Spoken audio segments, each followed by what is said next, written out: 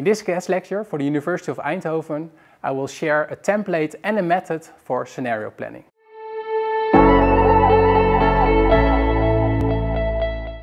Next up, I want to share a template or a model. So how should you deal with, how can you work on scenario planning yourself?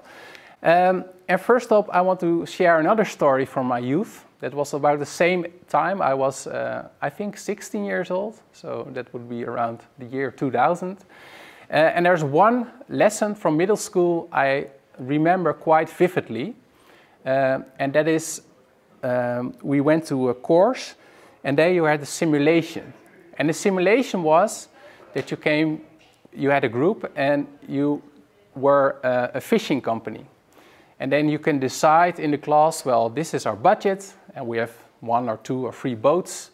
And then you can decide where do you want to go to fish, and also do you want to buy new boats or not. Well, the first week, we, as a team, we bought a new boat.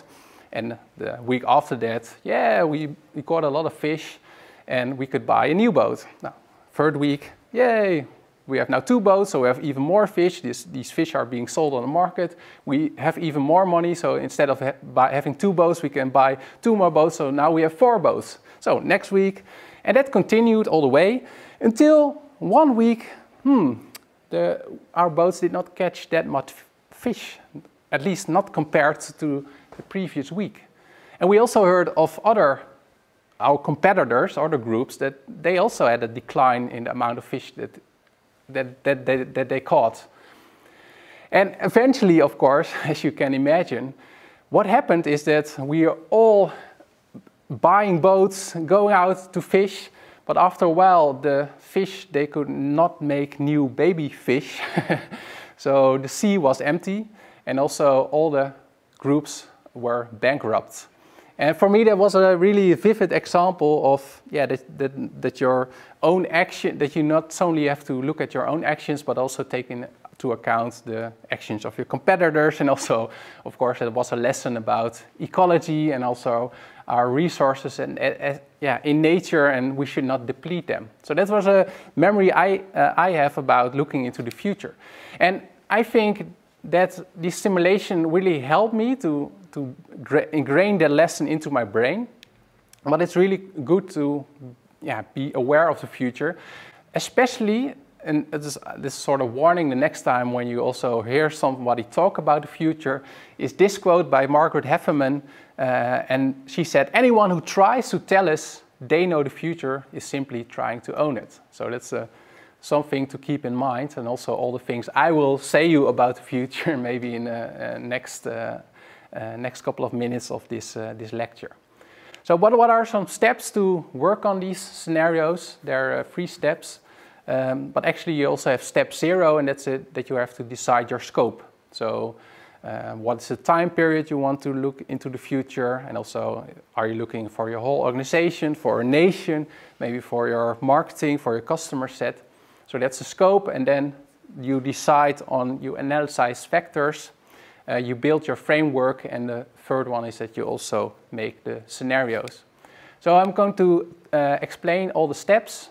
So the first step is to do your analysis, and there are a couple of models you can use in this step, so the step of your analysis. Maybe you're familiar with the STEEP model, sometimes also called PESTEL. So it's about social factors, technological factors, economic factors, ecological factors, political and also legal factors.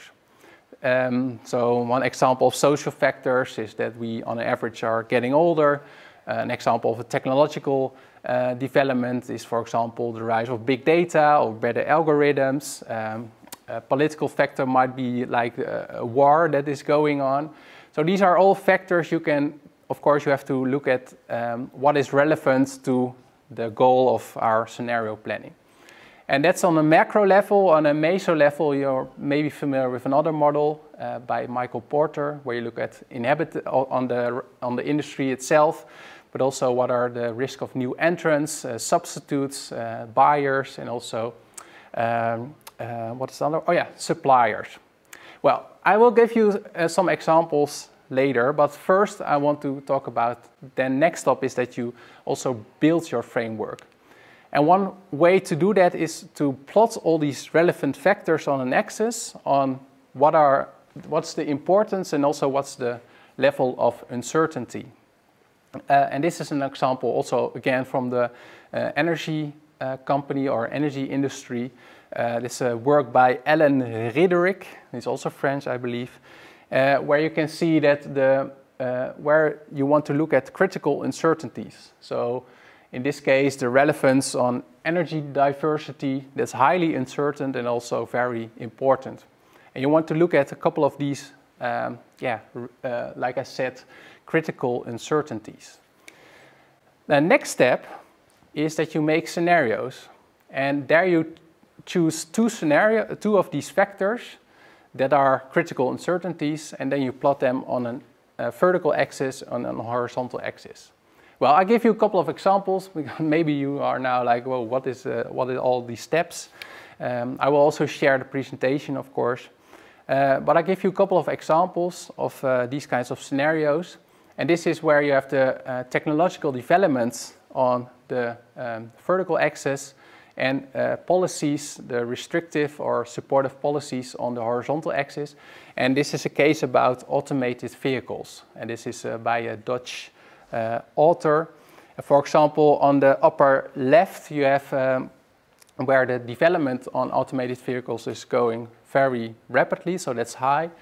And but the policies are restrictive. So the name for that scenario is also automated vehicles in standby.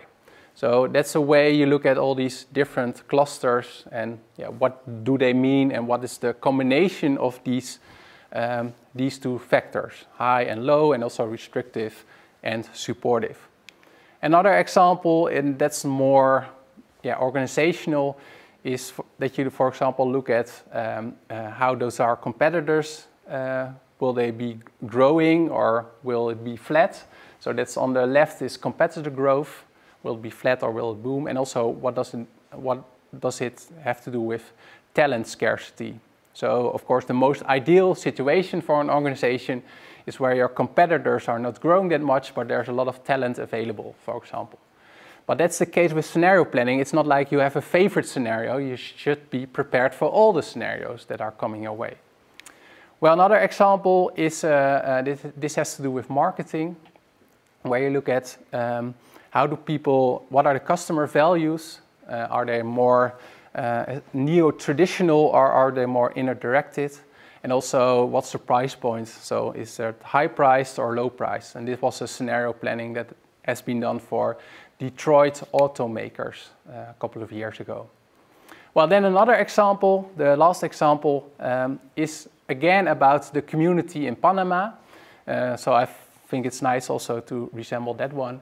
And there you have they have two factors: the management strategy, which is proactive or reactive, and their orientation is inward or outward. So, for example, you have this one is where you have a proactive management strategy, and the community orientation is outward. And then the name for that scenario is called global CUNA, where here you see the different factors to describe that scenario.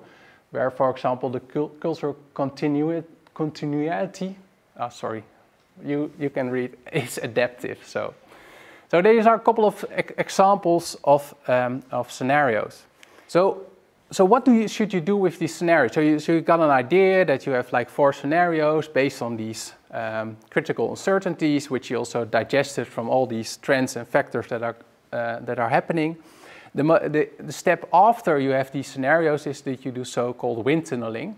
So you look at all the different scenarios and then you look at your own strategy. And then you can see how does the strategy score based on these scenarios. And maybe you have an awesome strategy for one of the 4 scenarios. So that can make you think, should we also change our strategy or maybe come up with new business models? So that's called wind tunneling. And also, what is also important is that you make the scenarios come alive. So you use your imagination. So they're not dry facts, but you actually try to use your imagination. Like, how does it scenario like this? How does it feel? How does it how does a day in a life in this scenario, how does it resemble, maybe how does it taste, how does it make you feel? So I would also urge you to use your imagination. Well, these are a lot of steps to come up with a scenario. So I now want to do a small exercise. But before that, I will show you a little clip. So a commercial that was being shown during the break of the Super Bowl, the last Super Bowl, and it was by Alexa. Does anybody, do you have a Google HomePod or an Alexa at home yourself? I see one or two. Well, they made, I think, a quite funny commercial about how can this technology be further being developed. And in a sense, it's a sort of scenario, so we'll look at the clip. So I think it's quite funny. But this is like a sort of future scenario of these Alexas or Google HomePads. So I want to do a small exercise. If you can make pairs, so look to your neighbor. And I want you to discuss in pairs what should happen in technology, probably in technological developments to make this scenario reality. So I give you 2 minutes for that. So good luck. Application where I think I would want to use a digital twin of myself concerning my health. So that's one story.